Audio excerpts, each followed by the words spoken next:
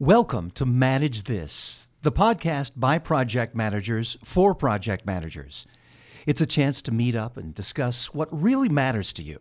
Whether you're a professional project manager or on the road to becoming one, we cover topics such as project management certification, doing the job of project management, and we get input from some of the movers and shakers in the industry. I'm your host, Nick Walker, and beside me are the guys who have your back when it comes to project management. They are our resident experts, Crowe and Bill Yates. They've seen the world of project management from inside and outside, from the bottom up and from the top down, and they want you to benefit from their expertise and see you succeed. Andy and Bill, last time we talked about how project management sometimes seems to have its own language. So let's talk about one word in that language, and that word is stakeholder. Let me ask, in the project management space, is a stakeholder the same as a shareholder? What's the difference? Andy, what do you mean by stakeholder? That's a great question, Nick. You know, stakeholder is getting the spotlight these days. Stakeholder management, stakeholders in general are getting a lot of attention, and it's probably overdue attention. So no, stakeholder and shareholder might be different things. Shareholders oftentimes are owners in one sense, so that kind of makes sense. But a stakeholder, the way we define it in project management, it's anyone with an interest in the project. And here is the catch. It's anyone with an interest, and it can be positive or it can be negative. This can be people, there are stakeholders who want your project to fail, and you have to manage those stakeholders as well. So it's a really tricky proposition. That said, when we talk about stakeholders, most of the time, and we use this term within the VelociTeach office all the time, when we talk about stakeholders, we're generally talking about a select group that we know as key stakeholders. Yeah, key stakeholders. So a stakeholder, anyone who holds a stake. As a project manager, we need to be very aware of those people that are interested or have influence over our projects. But the key stakeholders, to Andy's point, the key stakeholders are the people who we look to define the scope, to help us determine when delivery dates are going to occur, budgets, those kinds of things. Right. You typically identify these people before you try and gather requirements, before you flesh out what the project's going to be about. You get in touch with the people who have a key interest. And so this is interesting. We use a tool to do this. Bill, tell us about it. Yeah, we've got a stakeholder analysis grid. I think we've actually got an automated spreadsheet that we can use to help survey stakeholders. It's something a project team would use early on in a project and may have to revisit it as well. But again, what we're trying to do is survey or ask questions of those stakeholders to determine what is their relative level of interest and influence on our project. Right. And you typically plot the interest on the y-axis and the influence on the x-axis. I don't guess it really matters which one is which, but the idea is that the people in that top right quadrant, the ones that have a lot of interest and the ones who are able to influence the organization, those get a lot of attention. Right. Is all this based on conversations with these people or just your impressions of them? How do you gather this information? Yes and yes. Fortunately, that's one reason we created those tools, was to be able to be a little more analytical about it. But yeah, it's a lot about what are the impressions of my project team members as we interface with these stakeholders early in the project. And so yeah, it's surveying, it's interviews, it's asking the sponsor directly. The sponsor is perhaps the most important stakeholder, perhaps. So we want to ask that person's opinion. What's her opinion of the people that we should be engaging? Yeah, and I would counter that and say all things being equal, and they never are, the customer is generally the most important stakeholder. Yeah. Mm-hmm. Customer has a little bit more weight than everybody else. The sponsor and the customer and the sponsor are oftentimes the same person. But Nick, the funny thing is when you walk into a project, when you begin a project, sometimes you have a pretty good list already. Walking in day one of here are the stakeholders you need to really engage. Here are the key stakeholders, these 3 people, these 5 people, these 10 groups, whatever. And the bigger the project, oftentimes the longer that list becomes. So Andy and Bill, all this really is great background for a conversation with our special guest on today's podcast. Mike Hayes is our guest here in the Manage This studio today. He has an extensive background in managing projects and helping others become project managers. Great to have you here in person. Mike, welcome. Great. Thanks to be here, Nick. Hey, tell us a little bit about yourself, Mike. Where did you actually begin your career? Sure. Thanks a lot. I started serving in the Air Force out of high school, about 14 and a half years there, primarily working at the National Security Agency, and then the last 4 years at the Air Force Standard Systems Center. And we are grateful to you for serving our country, Mike. Where did you go after you left the Air Force? Yeah, I've spent the last 24 years as an IT project program manager on various projects, everything from logistics projects for the Air Force, the infamous Y2K projects at the state of Georgia, network technology projects at Bell South, and then really notably, it was a great privilege of mine to work for these two guys, Andy and Bill, for 3 years, teaching their extraordinary course on how to pass the PMP. Hey, that was our privilege. We still have trophies around here with Mike Hayes' name on them, I'm sure. It was great having you on the team. Thanks a lot. So, Mike, you've heard our conversation so far about stakeholders. I'm guessing that you probably encountered some pretty diverse stakeholders in your consulting career. What jumps out at you when you think about past project stakeholders? Yeah, when I think about stakeholders, two projects really jump to mind to me. It's one that I did many years ago, back in the 90s, with the Atlanta Committee for the Olympic Games in 96. And then a more recent one that I recently did with the CDC. I think I've heard of those. Yeah. Hey, pretty impressive. And two projects that would definitely include a diverse set of stakeholders. Let's start with the Atlanta Olympics. Tell us more about that one. Yeah, my Atlanta Olympic project, I was responsible for building the badging station. That was the station that would produce approximately 250,000 badges or credentials for all the constituents that needed a credential to get into the Olympics. So, and then the second project, the CDC project, that's the one where we stood up an entirely new infrastructure. We were migrating the CDC users from SharePoint 2010 to SharePoint 2013, and so we built an entirely new infrastructure for that. So you've got a pretty dedicated project team. You've got a group of experts together here. Tell us how that all work together. I mean, we're talking about a lot of people, right? Absolutely. And so if we just talk about the Olympic project, when I think about stakeholders there, I really had two key stakeholders. And Andy, you've already touched on them, and that's the customer stakeholder, being the primary stakeholder. I had two. I had the accreditation department. They were a customer. And, of course, they're responsible for giving me the requirements of what the badge looked like and what the data was on the badge. And then I had the security department. And they were responsible for giving the requirements of how a person with a badge gets into a venue. So are these, let me just jump in, Mike. So this is circa 1996, 1994, 95. When is this getting going? Yeah, great. 93 is when I started. 93, okay. Yep. And so those two departments, security and accreditation, are those part of ACOG? They are, exactly. Okay, all right. Yep. So you've got those. And then, but this is easy technology, right? Right off the shelf, so you're working with people that have that, you just go get it? Well, you would think so. Yeah. Because we've got a lot of Olympics before us, right? Accreditations at every one of them. It's real simple. But, you know, when the United States takes on a project, we got to show the world how we can do it bigger, better, faster than anybody else. And that's where the rubber really met the road there. Okay, Yeah. gotcha. So those stakeholders that we talked about, the accreditation customer stakeholder and the security stakeholder, they then had stakeholders, which were our vendor stakeholders, and that's really where the rubber met the road, so to speak. The accreditation stakeholder, they had a contract with a vendor, which was Kodak, to print the badges. And the security stakeholder, they had a contract with a vendor, Sensormatic, and they wanted to promote their hand geometry unit or their biometric technology that they wanted to put into the badges. So, and just to step back for a moment, so these are the badges that you have athletes, you have officials coming in from countries all over the world. They land, they have to get these badges in order to get in and out of the venues that are a part of the Olympic Games. So these are the things hanging around their necks. That's right. Okay. That's exactly right. Got it.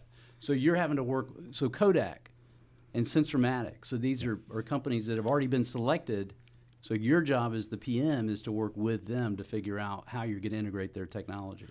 Exactly. And Kodak, of course, at the time, they had just come out with a new printer to print color photo images and graphics directly to a plastic badge.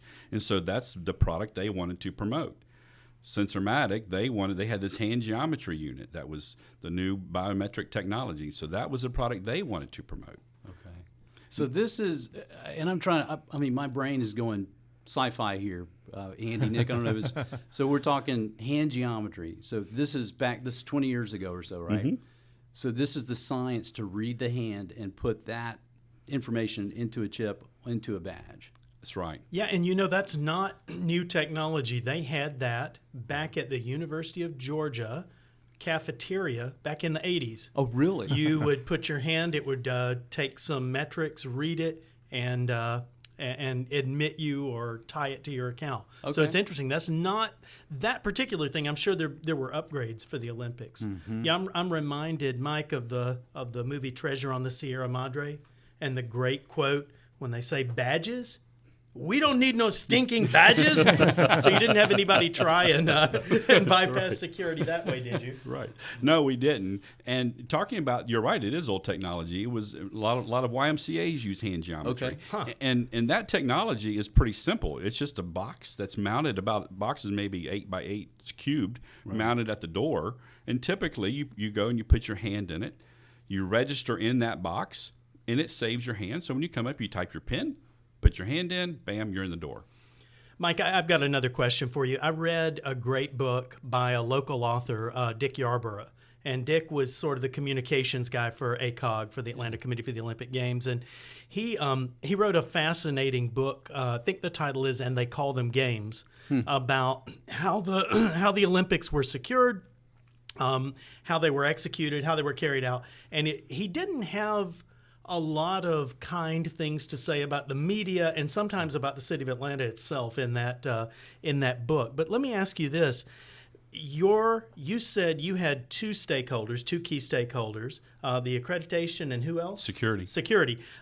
But beyond that, you really can look at it and say for the games themselves, and even for this component of the badging, society becomes a stakeholder. Yeah, now, were absolutely. you buffered from that by other people, or did you have to at times interface with some of the people some of the other stakeholders coming in from the outside? Oh, absolutely. We had 700 volunteers to man these badging stations. So that was a whole nother set of stakeholders. Then you actually have the constituents themselves coming in. And so now you have the logistics and the challenge of people coming in who are from third world countries, don't speak the language, and you're telling them, put your hand inside this metal box and trying to communicate how to do that. I'm not going to trust you with that. You kidding me, It Mike? was really, really some unique challenges. Sure. So you've got a lot of people that you've got to please, and of course people say you can please some of the people some of the time, but is this a situation where you really are trying to please all of the people all of the time?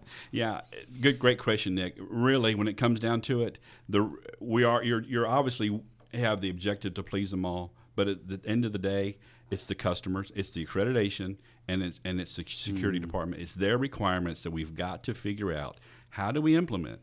And remember, this is the Olympics. This is what makes this project so unique. Yeah. The 96 Olympics were going to open on July 19, 1996.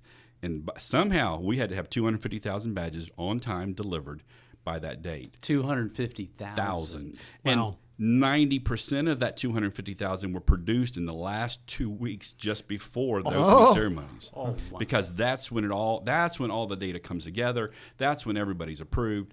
That's when all your stations are in place. Do you remember how exciting it was when Muhammad Ali ran up? Were you surprised and lit the Olympic torch? So did he have a badge? That's a great question, Andy.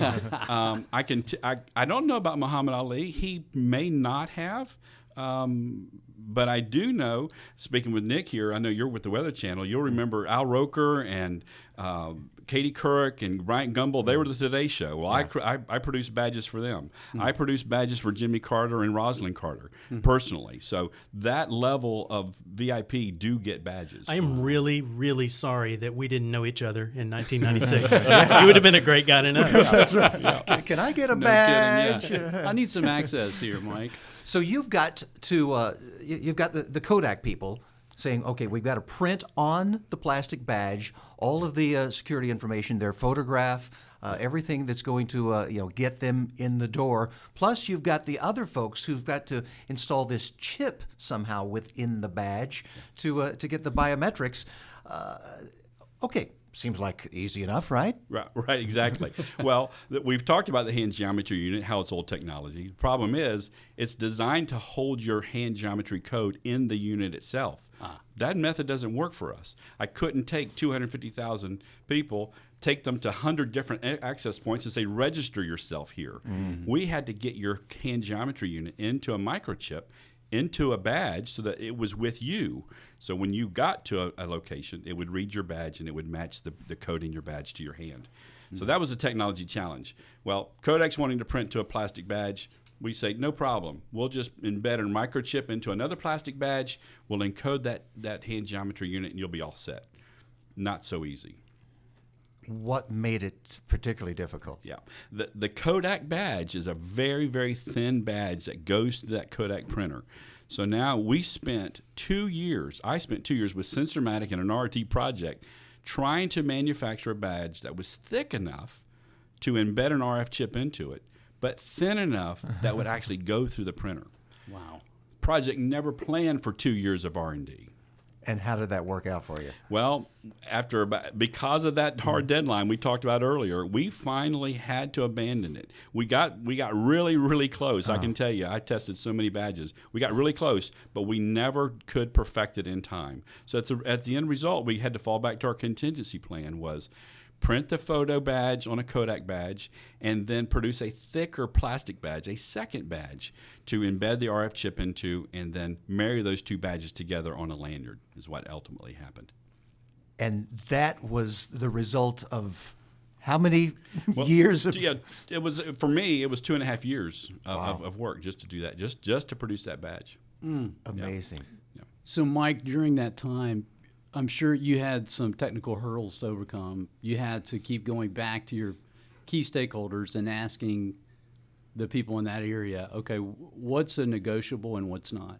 You know, as you pointed out, Muhammad Ali was going to light the torch. The Olympics were going to happen. You know, within the project management world, we talk about what are when bad things happen, we want to know up front with our sponsor or key stakeholder, what's negotiable and what's not. You know, the scope negotiable, is the quality negotiable, is the budget, is the time.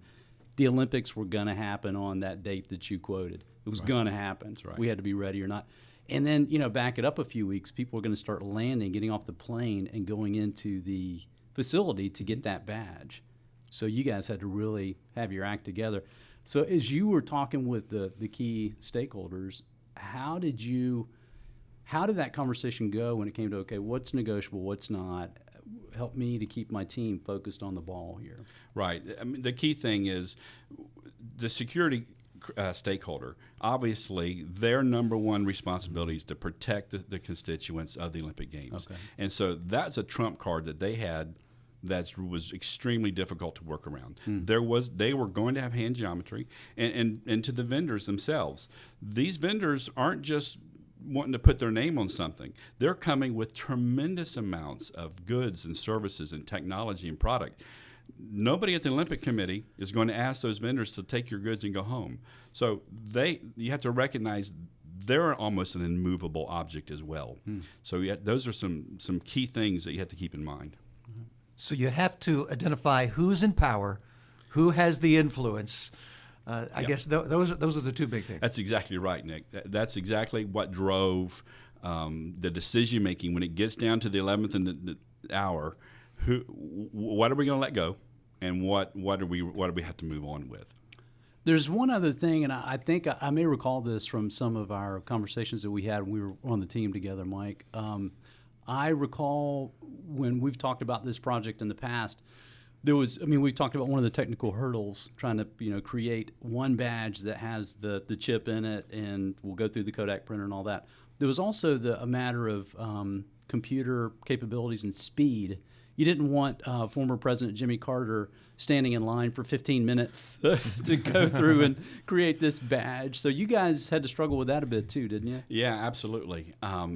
We had the 700 users that we talked about. They had to be trained. But speaking of Jimmy Carter, there's an interesting story that probably nobody knows outside this room. So it may be a handful of people. I can list them on one hand who know the will story. now. When we were meeting with our accreditation stakeholder for planning purposes, me and Bob Pound, my developer, he was his idea. He said there needs to be a back door into this badging station because the technology of the badging station is real simple. You sit down at a computer. That computer is connected to a network. When you walk up, Bill, and say, I'm here for my credential, we would put in your accreditation number. That computer would go off to an IBM mainframe to find your credentials. Who are you? What's your title? Where are you allowed to be? Right. So when we got that information, we would print that to the badge. 2 weeks before the games, I'm heading to the Atlanta Airport Accreditation Center. I get a call from Johanna Asher, who was my accreditation stakeholder, my customer. She says, and we had talked to her 6 months before about a back door.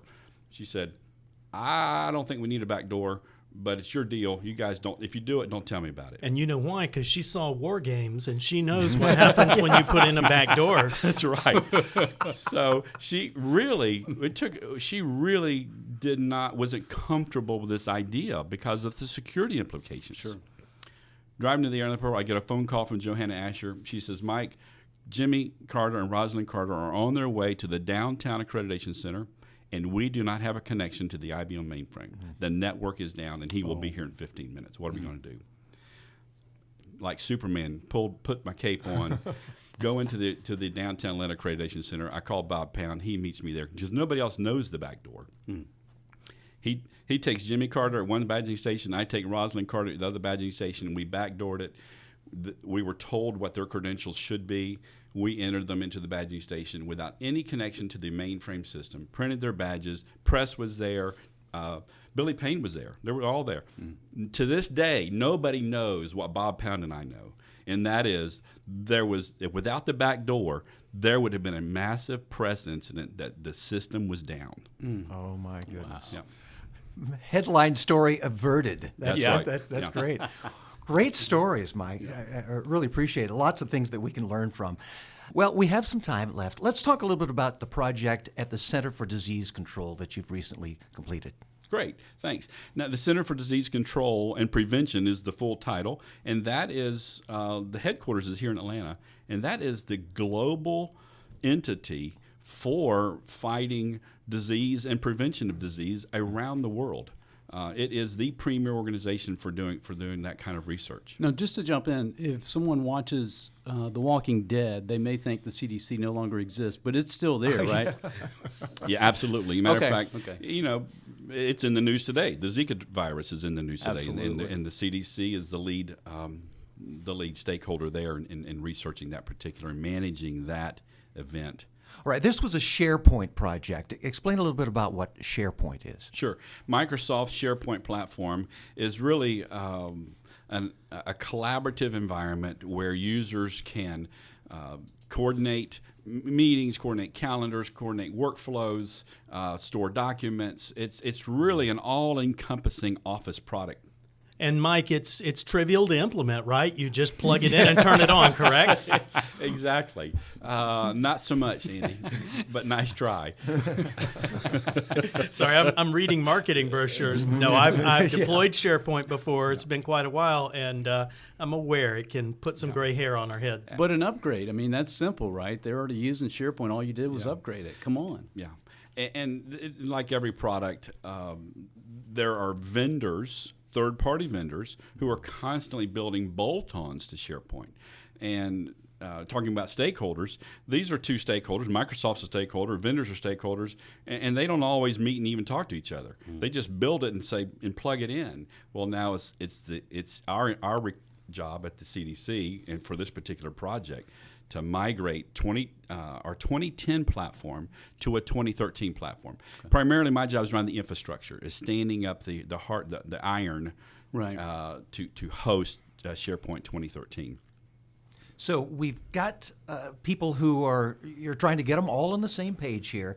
They have maybe limitations to their vision of the project. How do you pull all this together?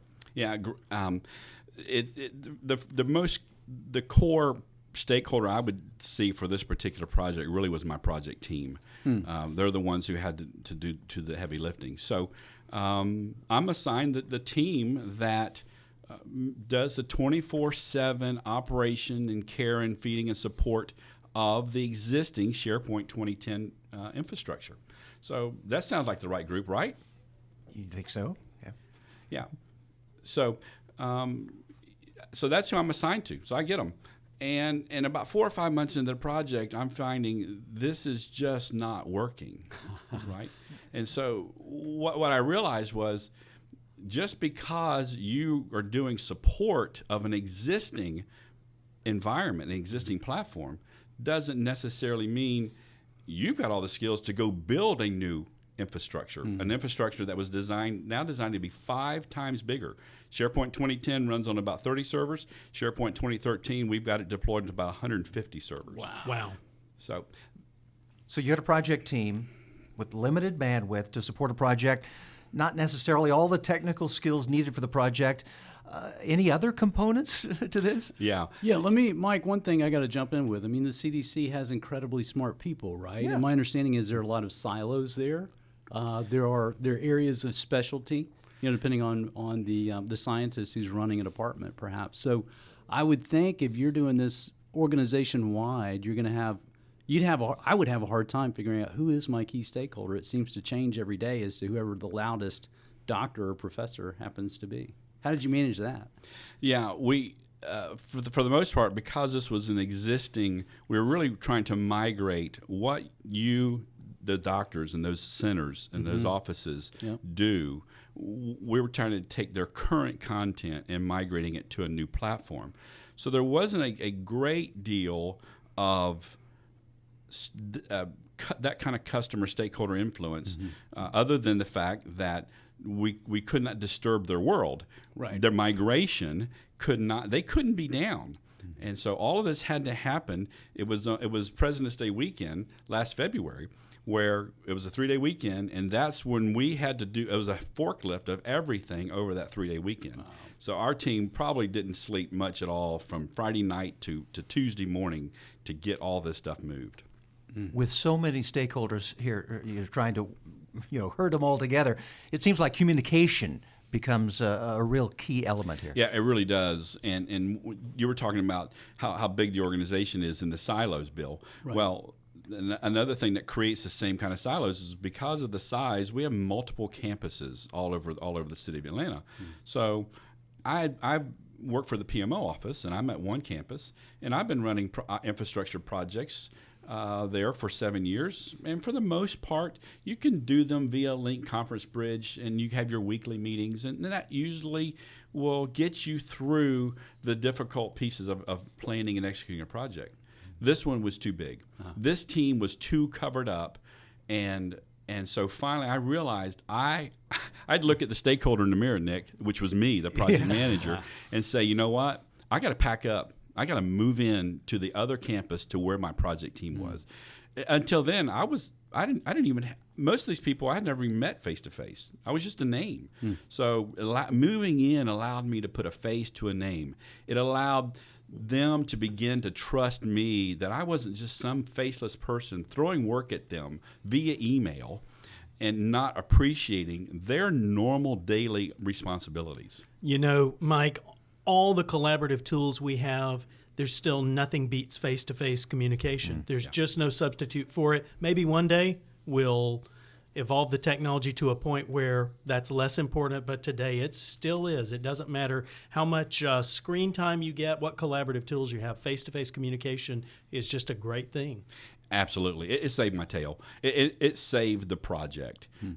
It allowed, it opened me up to seeing the strengths and weaknesses of my team, seeing the need for additional skill set to the team. And then I was able to go back to my sponsor stakeholders and intelligently justify and lobby, here's why I need another skill set. Here's why I need another body.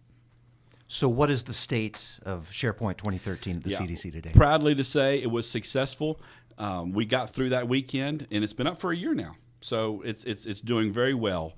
We still do these. We still do our daily stand-ups. When I moved in, we started doing daily meetings, not weekly meetings, and that was really a critical factor. Similar to the Scrum idea, which I've heard you guys talk about before. It helps you to find out, what did we do yesterday? What are we going to do today? And collectively, what are the obstacles in our way that we can all figure out and work through to keep us moving? The project's over, but I'm still there. There's still plenty of work to do to continue to enhance SharePoint 2013. So what we're doing, we're now back to our daily meetings down to Monday, Wednesday, and Friday. Matter of fact, there's a meeting going on right now as we speak, our Friday morning meeting. So a couple of nuggets that I've heard from you, Mike, just with this example with the CDC and the SharePoint upgrade.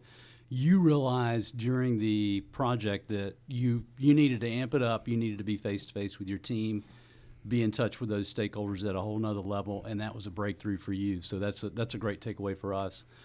The other, just the need to even go further and have like a daily stand-up. Like you said, it's almost like an Agile or Scrum practice. Was needed because of the urgency, and I'm sure as you guys got closer to that President's Day weekend and that no sleep, the need to have frequent communication just became very important.